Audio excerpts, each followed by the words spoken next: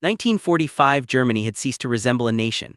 It was a landscape of ruins, smoke, hunger, and silence. Entire neighborhoods lay flat, train stations were hollow shells, roads were broken, rail lines twisted, factories reduced to black skeletons where workers once forged steel for an empire. In city after city, the air still smelled of dust, ash, and burned timber. The war was over, but the collapse was only beginning. And in this strange, devastated world, a new economic system was about to emerge, one so unusual, so unexpected that economists still study it today. A system built not on gold, not on silver, and not on the currency printed by the fallen Reich. Instead, its foundation was paper, tobacco, and addiction. Its foundation was the cigarette.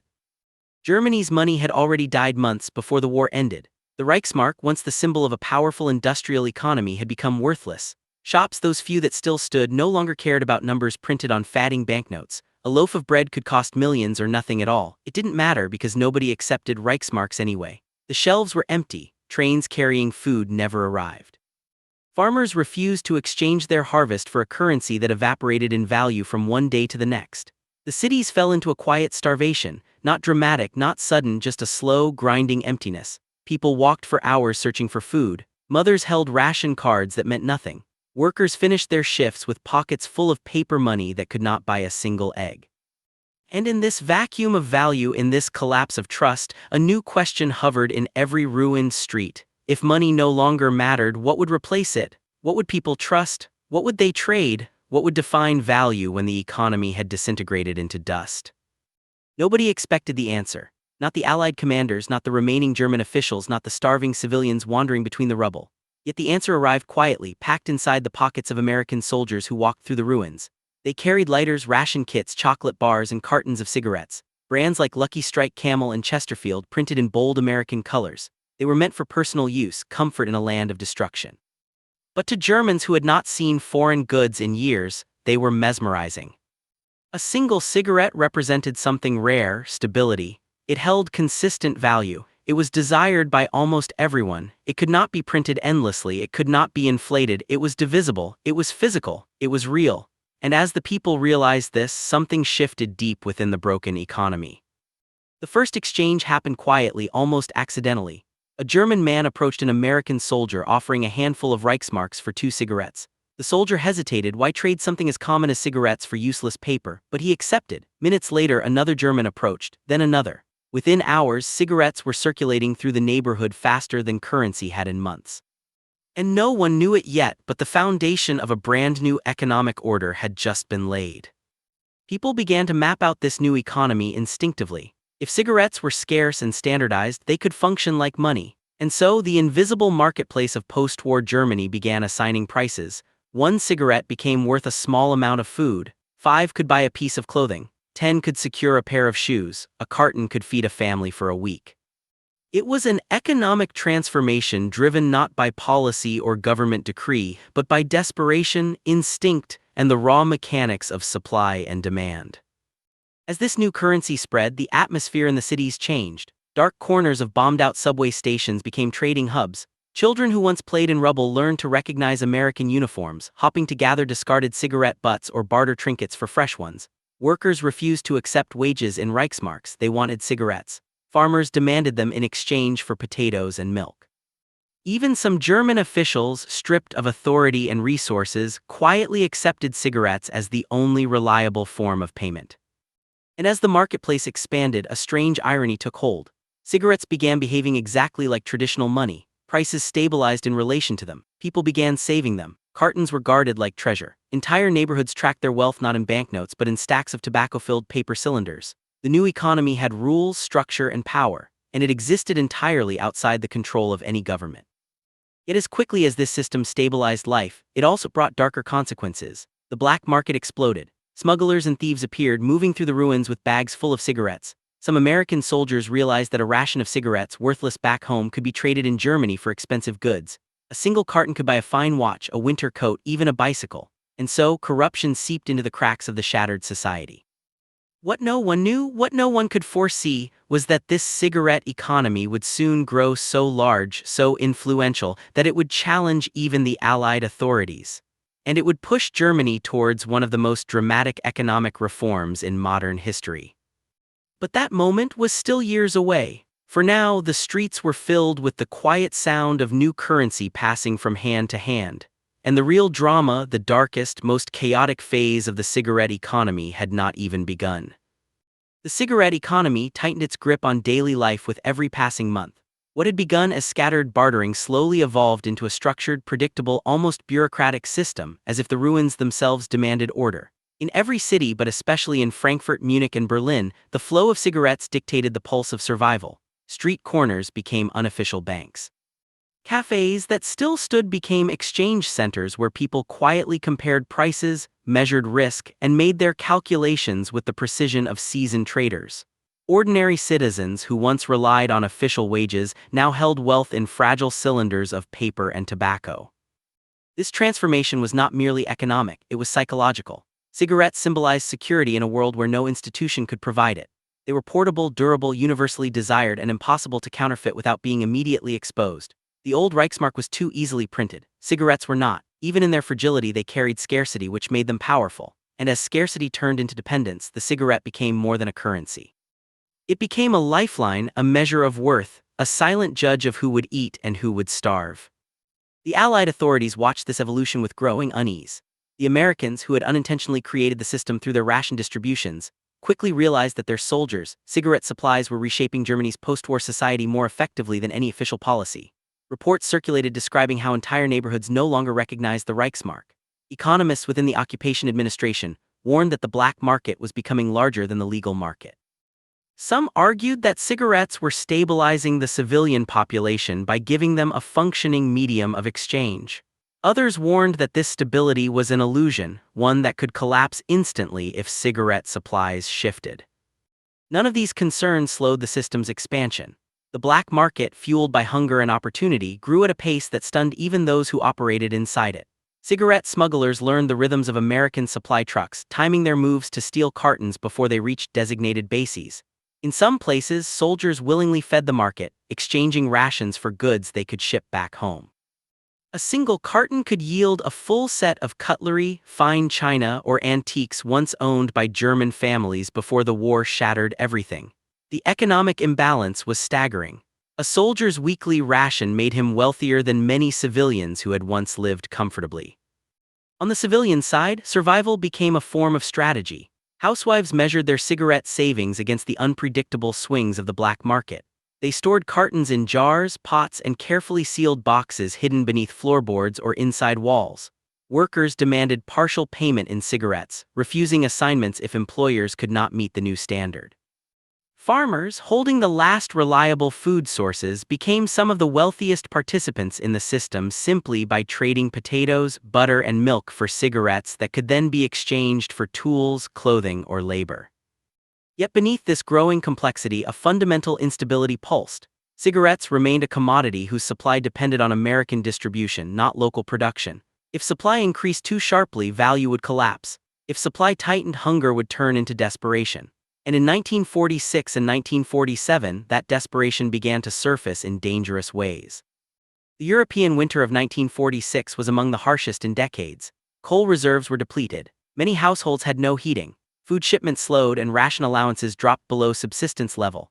Factories still in operation worked with minimal electricity. In this brutal season, cigarettes became even more valuable, functioning not just as currency, but as a means of negotiation, influence, and sometimes control. There were cases where landlords accepted cigarette bundles as rent. Tailors accepted them as payment for repairing winter coats. Doctors, exhausted and undersupplied, sometimes accepted cigarettes in exchange for medicine that hospitals could barely spare. But as prices soared, inequality deepened. Those with cigarette reserves, smugglers, well-connected traders, farmers, and American soldiers grew wealthier. Those without reserves sank further into poverty. And in that widening gap, tensions rose, theft increased. Street patrols reported gangs organized around large cigarette stashes. Some neighborhoods formed informal protection circles to guard their supply against nighttime raids. Cigarettes were no longer simply an alternative currency. They had become the core of a fragile, unregulated shadow economy with its own hierarchy, its own risks, and its own rules. By mid-1947, the black market had swollen to such a degree that the official economy became nearly irrelevant. Rations were ignored. Shops operated unofficially behind boarded windows, selling goods at cigarette-based prices. Even some members of the German police quietly accepted cigarettes to look the other way, unable to survive on their official wages. The Allied command had effectively lost control of Germany's economic reality. The Reichsmark remained the legal currency, but no one used it. Cigarettes held the authority that money was supposed to wield, yet they held it without structure, law, or stability. Meanwhile, German economists, many of whom had survived the hyperinflation of the 1920s, raised alarms. They recognized the pattern: a society operating in dual economies, one legal and worthless, the other illegal and functional. They knew it could not last. Such systems inevitably collapsed when the underlying commodity reached a breaking point, and the breaking point was now approaching. The surge in smuggling had increased cigarette supply beyond what the civilian population expected. Cartons flowed into cities at accelerating rates, not only from American rations but also from seized military shipments and large-scale theft networks operating across multiple occupied zones. The more cigarettes entered circulation, the more unstable the system became. Prices began fluctuating wildly. In some cities, the value of a single cigarette fell by half within weeks. People panicked, rushing to trade their cigarettes for food before prices dropped further. But food supplies were limited and farmers tightened control, sensing the system's weakness. The cracks widened, markets became chaotic, traders refused to quote stable prices, hoarders unloaded supplies in fear of sudden devaluation. What had once been a remarkably efficient informal economy began to buckle under its own weight, and yet despite the instability, cigarettes remained the only functioning medium of exchange. No one trusted the Reichsmark, no one believed official rationing would recover. The entire economy hung suspended between collapse and paralysis. What the public did not know was that the Allied leadership was preparing something extraordinary. Behind closed doors, American and German economists were designing a radical solution, one that would eliminate the black market, wipe out the cigarette currency, and rebuild the economy from the ground up. The plan was almost unthinkable in scope, a monetary reset unlike anything Europe had seen in modern times. If implemented, it would redefine the value of money overnight. But until that moment arrived, the population continued living day to day under the shadow of a collapsing shadow economy. And as 1947 drew to close, Germany stood on the edge of two possible futures: one in which cigarettes would lose all value and plunge millions into deeper starvation, and another in which a new currency might restore the stability that had been lost years before. The decision that would shape that future was already being drafted, sealed in confidential documents, and prepared for a moment that would shock the nation. Yet on the streets among the ruins, no one knew what was coming. They clung to their cigarette bundles, guarded their makeshift wealth, and hoped the system would hold long enough to survive the next week, the next day, the next meal. What awaited them would be the most dramatic economic transformation in post-war Europe, and it would begin with a single, unexpected announcement. By early 1948, the cigarette economy had reached its limit. It was no longer simply unstable, it had become an obstacle to rebuilding the country. Factories struggled to hire workers because wages paid in Reichsmarks meant nothing. Skilled laborers chose black market activity instead of official employment because cigarettes offered immediate value and security. Basic public services collapsed as state employees abandoned their posts. Even hospitals, already strained, lost nurses and support staff who could not afford to survive on worthless pay. Every sector of society leaned into the shadow system, and the shadow system was crumbling. Allied administrators realized they were losing economic control at a critical moment. Europe's reconstruction depended on the Marshall Plan, and Germany, still the industrial heart of the continent, could not recover if its internal economy ran on fragile, volatile cigarette exchanges. The black market had grown powerful enough to distort food distribution, disrupt rail operations, and undermine rationing policies. American analysts concluded that nothing short of a total monetary overhaul could restore order. Behind closed doors, German and American economists designed a new plan in absolute secrecy. They crafted a currency independent of the Reichsmark, isolated from the hyperinflationary past and shielded from black market manipulation. It would be called the Deutschmark. The plan was bold, risky, and unprecedented. When the reform took place, all existing Reichsmark savings, salaries, debts, and prices would vanish in an instant. Black market wealth, including the massive cigarette reserves accumulated by thousands, would be wiped out overnight. Only essential personal possessions would retain value. Everything else would be reset. The secrecy was critical. Any rumor of the reform would trigger chaos, panic buying, hoarding, mass conversion of cigarettes into goods, and widespread unrest. So the Allied command prepared quietly, printing millions of new banknotes in the United States, shipping them to Europe in crates marked as stationary, and storing them in guarded depots. Only a handful of officials knew the full scale of the operation.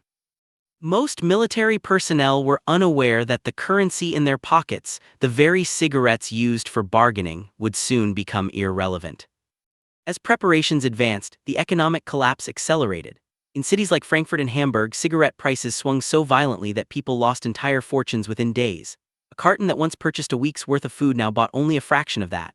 Hoarders, sensing the instability, tried to liquidate their reserves, flooding the market with supply and driving values down further. Farmers refused to trade, knowing the system was buckling. In some regions, communities reverted to localized barter, trading clothing for potatoes, tools for firewood, anything for calories. The Reichsmark remained useless throughout this decline. Official wages paid in the old currency had no meaning. A state employee could work all month and still be unable to buy a single chicken.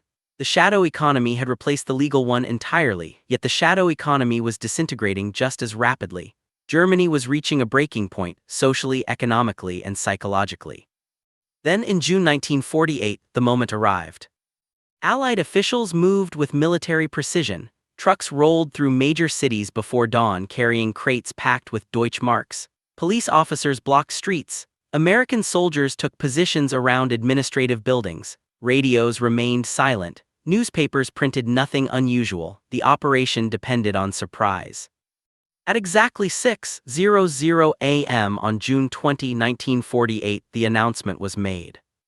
The Reichsmark was abolished. Effective immediately, every German citizen would receive a limited amount of the new Deutschmarks. The conversion rate was stunningly low. Most cash savings in Reichsmarks would be effectively erased. Salaries, debts, pensions, and leases would be recalculated under strict rules that wiped out the majority of financial holdings tied to the old system.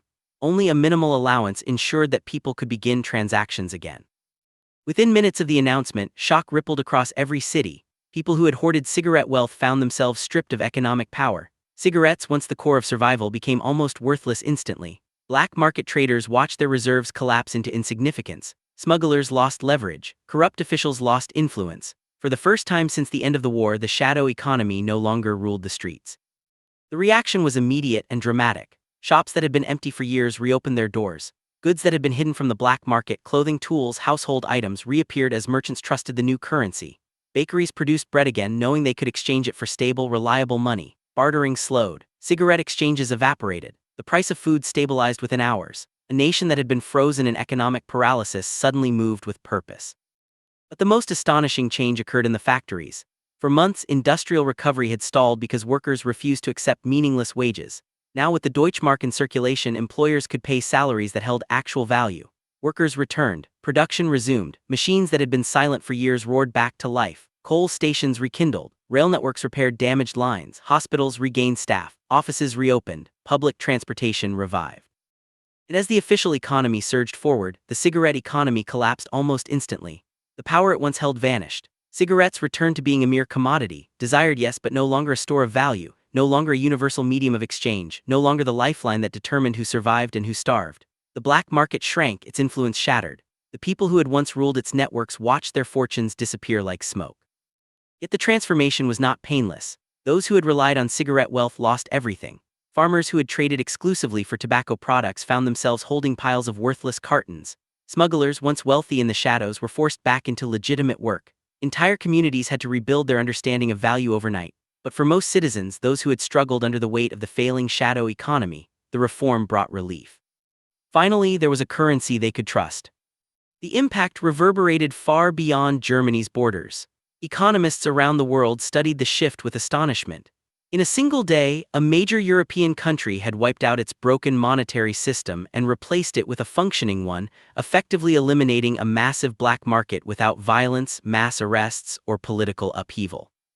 The transformation became one of the most successful currency reforms in modern history, laying the foundation for the German economic miracle that followed in the 1950s. But the memory of the cigarette economy persisted. For years, older Germans would describe the era in simple terms: the time when money didn't matter and everything depended on cigarettes. It became a symbol of collapse, adaptation, and the strange ingenuity of people under pressure. It stood as a lesson in the fragility of economic systems and the extraordinary lengths societies will go to in order to restore trust when traditional institutions fail. And so, the story of the city that used cigarettes as currency became more than an economic curiosity. It became a reminder that value is not defined by governments or banks alone. It is defined by belief, trust, scarcity, and need. When those elements dissolve, money is just paper. When those elements align around another object, even something as simple as a cigarette, that object becomes the anchor of survival. The ruins of post-war Germany eventually faded. Streets were rebuilt, factories restored, monuments repaired. The Deutschmark grew into one of the world's strongest currencies. But beneath the surface of that recovery lay the echo of a strange chapter in history, when a nation survived on tobacco, lived through smoke, and rebuilt its future only after letting go of the fragile currency it had created in desperation. It was a moment when economics and human instinct intertwined, revealing the true nature of money. And it remains one of the most remarkable transformations in modern history, the day an entire city and eventually an entire nation used cigarettes as currency.